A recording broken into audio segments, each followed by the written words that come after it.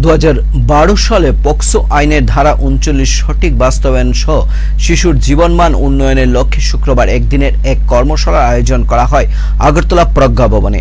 জাতীয় শিশু অধিকার সুরক্ষা কমিশনের উদ্যোগে এবং রাজ্য শিশু অধিকার সুরক্ষা কমিশনের সহায়তায় এই কর্মসূচি। উপস্থিত ছিলেন সমাজ কল্যাণ ও সমাজ শিক্ষা দপ্তরের মন্ত্রী টিঙ্কু রায়, সংখ্যালঘু কল্যাণ দপ্তরের মন্ত্রী শুক্লাচরণ নোয়াতিয়া, রাজ্য অ্যাডভোকেট জেনারেল সিদ্ধার্থ শঙ্কর দে সহ বিশিষ্টজনেরা।